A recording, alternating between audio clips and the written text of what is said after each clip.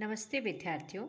आप सबका संस्कृत एमए उत्तरार्ध की कक्षा में पुनः स्वागत है। हम महाकवि श्री हर्ष द्वारा विरचित नैष्ठिय महाकाव्य की तृतीय सर्ग का 33वां श्लोक पढ़ने जा रहे हैं। यह पद्य इस प्रकार से है। निलीयते ह्रे विदुरः स्वजैत्रं श्रुत्वा विधुस्तस्य मुखान्नः सूर्ये समुद्रस्य कदापि पूरे कदाचित् भ्रभ्रमत् भ्रगर्भे। यहाँ पे कवि श्रीहर्ष यह कहना चाह रहे हैं कि नल के मुख की सुंदरता का जब हंस वर्णन करते हैं तो चंद्रमा लज्जा का अनुभव करता है और वह कभी सूर्य में तो कभी समुद्र के प्रवाह में तो कभी आकाश में घूमते हुए मेघ के भीतर छिप जाता है।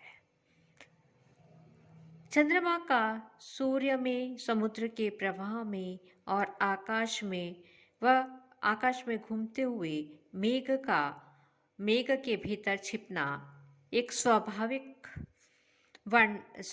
है, परंतु यहाँ पर यह कवि कल्पना कर रहा है कि नल के मुख के सौंदर्य के द्वारा चंद्रमा लज्जित महसूस होता है और वह इस कारण से इधर उधर छिपता जाता है। अब हम अनुवाद करते हैं। निलीयते हि विधुरः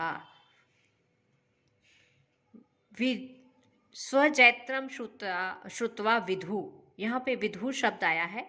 विधु अर्थात चंद्रमा।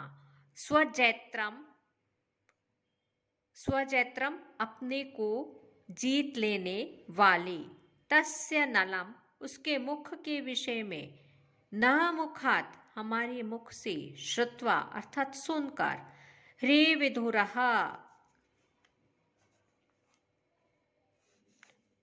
लज्जा से दुखी होकर। विधुरः सन अर्थात लज्जा से दुखी होकर। कदापि कभी। सूर्य अर्थात सूर्य में। समुद्रस्य अर्थात समुद्र के पूरे प्रवाह में। कदाचित कभी। अभ्र भ्रमत भ्रगर्भे। अभ्र आकाश में। भ्रमत घूमते हुए। भ्रगर्भे अभ्रगर्भे अर्थात मेघ के भीतर। निलीयते छिप जाता है। निलीयते अर्थात छिप जाता है। ह्रे विधुरः अर्थात लज्जा से दुखी होकर। स्वजैत्रम अपने को जीतने वाले। विधुस्तस्य चंद्रमा जो कि अपने को जीतने वाले। तस्य मुखम उसके मुख के विषय में। नह मुखात हम हंसों के मुख से। श्रुत्वा सुनकर। हे विधुरः लज्जा से दुखी होता हुआ।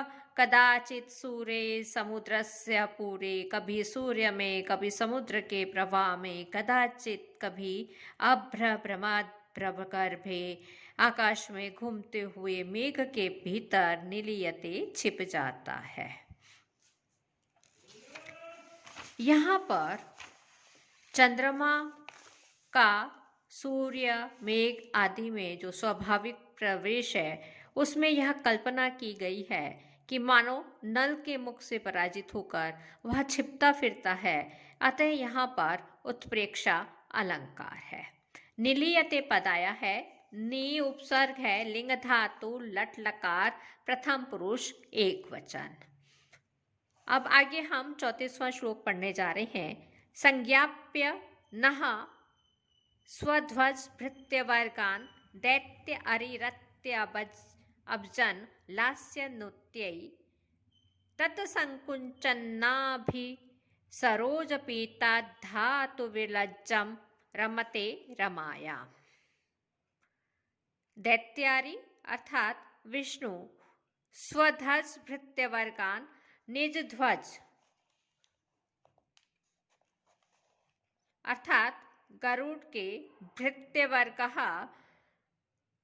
नः हम लोगों को अत्याभुजनालास्य नोत्यै नल के कमल विजयी मुख की स्तुति के लिए संज्ञाप्य संकेत करके तत्संकुचन नाभि सरोज पीतात उससे संकुचित होते हुए नाभि कमल के द्वारा तिरोहित किए गए धातु ब्रह्मा से विलज्जम लज्जा मिट जाने के कारण रमायाम लक्ष्मी के साथ रमण करते हैं। विष्णु गरुड़ के भृत्यवर्ग हम लोगों को नल के कमल विजयी मुख की स्तुति के लिए संकेत करके उसे संकुचित होते हुए नाभि कमल के द्वारा तिरोहित किए गए ब्रह्मा से लज्जा मिट जाने के कारण लक्ष्मी के साथ रमण करते हैं।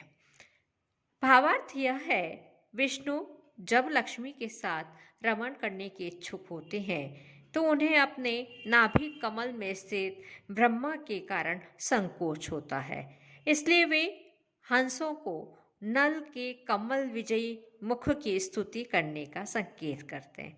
इसका परिणाम यह होता है कि विष्णु का नाभि कमल लज्जा के कारण बंद हो जाता है। नाभि कमल बंद हो जाने से ब्रह्मा भी तिरोहित हो जाते हैं। इस प्रकार ब्रह्मा के तिरोहित हो जाने पर विष्णु लक्ष्मी के साथ रमण करते हैं।